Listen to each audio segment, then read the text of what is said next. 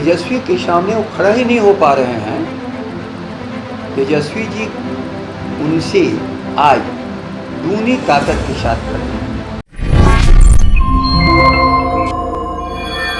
बिहार में 2 सीटों पर उपचुनाव होने हैं और इस उपचुनाव से पहले ही बिहार का महागठबंधन टूट गया है, बिखर गया है और इस महागठबंधन के भविष्य को लेकर के सवाल उठने लगे हैं कि आगे क्या बिहार की राजनीति में महागठबंधन का भविष्य होगा। आपको बता दें कि 2020 विधानसभा में महागठबंधन बना था जिसमें कि राजद, कांग्रेस और सीपीआई-एमएल के तमाम जो दल हैं वो साथ थे और साथ ही साथ कुछ और दल थे जो कि बाद में अलग होकर के एनडीए के खेमे में चले गए।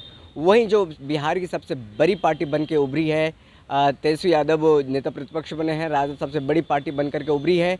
इसके बाद से जो उपचुनाव हुआ है, अभी हो रहा है 2 सीटों पर, उसको लेकर के जो तमाम जो प्रत्याशी उतारे गए हैं राजद के द्वारा और कांग्रेस के द्वारा, और कहा जा रहा है कि राजद ने कांग्रेस को दरकिनार किया गया है। कांग्रेस के जो सीट था कुशेश्वर स्थान उसको नहीं देना, ये कहीं ना कहीं बताता है कि राजद में घमंड आ गया है। ये जो तमाम बातें हैं, ये बातें कांग्रेस के द्वारा कही जा रही है और वहीं महागठबंधन के भविष्य को लेकर के भी बातें हो रही है। कहीं ना कहीं बीजेपी और जेडीयू जो है, जो सत्ता पक्ष है, वो इसको लेकर के तंज कसती नज़र आ रही है। वहीं सवाल को लेकर के राजद के प्रदेश अध्यक्ष जगदानंद बाबू ने इस सवाल का जवाब दिया है और क्या कुछ कहा है, सबसे पहले सुनिए। कांग्रेस और आरजेडी की राहें जो है इस विधानसभा उपचुनाव में अलग हो गई हैं। आपने भी प्रत्याशी उतार दिया, कांग्रेस ने भी उतार दिया। क्या लगता है ये फ्रेंडली मैच होगा या फिर तकरार शुरू हो गई? कई रोज से कह रहे, कोई अलग नहीं है। हम लोग देश के भीतर इन दंगाइयों, उन्मादियों के खिलाफ कांग्रेस को ही एक राष्ट्रीय पार्टी मानते हैं हम लोग, इसलिए कोई प्रश्न ही नहीं है किसी के अलग होने का। तभी प्रत्याशी तो अलग उतार दी ना, आपकी शक्ति तो बट गई। जो महागठबंधन की शक्ति, महागठबंधन ने भी तेजस्वी जी को नेता माना है। आज भी कोई नहीं कह रहा है महागठबंधन के नेता तेजस्वी जी नहीं है। कहाँ अलगाव और विलगाव है? कांग्रेस तो कह रही है कि अहंकार आ गया है आरजेडी के अंदर। जी, आरजेडी के अंदर अहंकार आ गया है, घमंड आ गया। अहंकार एक ऐसा शब्द है जिसको तलाशना बहुत मुश्किल है। इसलिए अहंकार व्यक्ति में भले हो सकता है, संगठन में होता ही नहीं है। संगठन में लोकतंत्र रहता है और लोकतंत्र में जो बहुमत कहता है उसी को नेतृत्व भी स्वीकार करके आगे चलता है। और अहंकार किसी दुकान पे नहीं मिलती है और कोई मशीन भी नहीं है कि अहंकार को तलाश ले। हाँ, ये बात ज़रूर है कि बिहार की जनता ने राष्ट्रीय जनता दल को बिहार में सबसे बड़ी पार्टी के रूप में मान्यता दी है। तो अहंकार भी हो सकता है जनता को, क्योंकि उन्होंने ही ये सौंपा है भार हम सबों को। लेकिन जनता में कभी अहंकार नहीं होता है। जनता हमेशा अपने हित के लिए किसी नेतृत्व को तलाशती रहती है। और इस विपत्ति की घड़ी में जब उन्मादी लोग लगता है कि देश को कुचल देंगे, उस समय कोई प्रश्न ही नहीं है कि किसी दल के भीतर अहंकार आवे। सबों को मिलजुल करके लड़ना है उन अहंकारियों से जो इस देश को समझते हैं कि हमने इसको खरीद लिया है। अन्नदाताओं को जो कुचल रहे हैं, अहंकार वहाँ है और सबको अपनी दृष्टि वहाँ तक ले जानी चाहिए कि अहंकार कहाँ पे है। एक सवाल नीतीश कुमार मुख्यमंत्री बिहार के, वो कह रहे हैं कि जब 2020 में परिस्थितियां विपरीत थी उस वक्त भी हम इन दोनों सीटों पर जीते थे।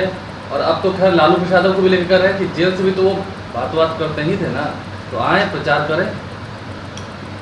लालू जी प्रचार करेंगे नहीं करेंगे ये हम लोग का काम है, वो अपना काम करें। जनता ने उनकी तस्वीर को बहुत नीचे गिरा दिया है, उनकी तस्वीर बहुत नीचे गिर गई है। वो अपने बारे में चिंतन करें। तेजस्वी के सामने वो खड़ा ही नहीं हो पा रहे हैं। तेजस्वी जी उनसे आज दूनी ताकत के साथ खड़े हैं, दूनी ताकत के साथ। लालू जी जैसे ब्रह्मास्त्र की ज़रूरत पड़ेगी तो हम लोग देखेंगे, लेकिन आज के दिन ये तो तेजस्वी से ही और पूरी जो पार्टी है हमारी उसका साथ सामना नहीं कर पा रहे हैं। जातिगत जनगणना मुद्दा रहेगा इस बार इलेक्शन में, चुनाव में जातिगत जनगणना मुद्दा रहेगा।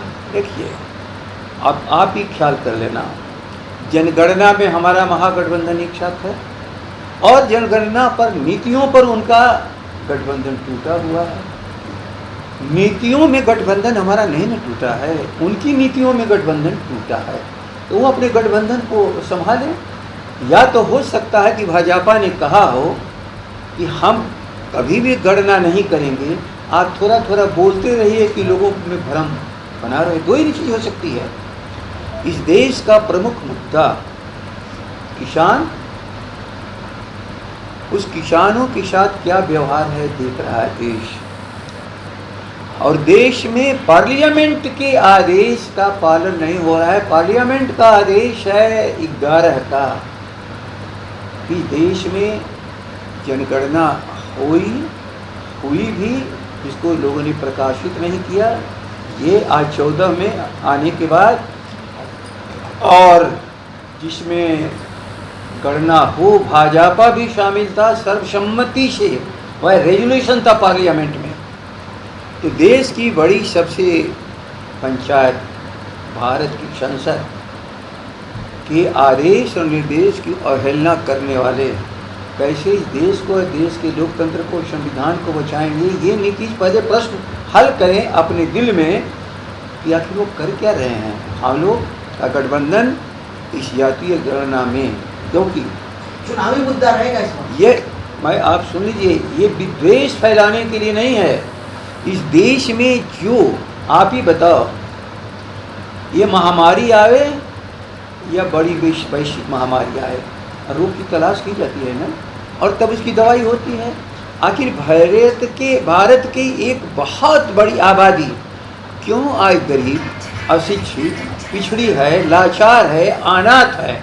यदि हम उसे तलाशेंगे नहीं तो इस देश की अर्थव्यवस्था हम सुधारेंगे कैसे? और नहीं सुधरेगा अर्थव्यवस्था तो 5 ट्रिलियन और कितने ट्रिलियन की आप जो अर्थव्यवस्था बनाना चाहते हैं, यदि कमजोर और गरीबों की भूख। तो आपने सुना कि महागठबंधन के भविष्य को लेकर के सवाल उठने लगा है और कहा जा रहा है कि बिहार में महागठबंधन टूट गया है। इस सवाल को लेकर के जगदानंद बाबू जो कि प्रदेश अध्यक्ष हैं राजद के, उन्होंने साफ तौर पे कहा है कि बिहार में महागठबंधन टूटा नहीं है।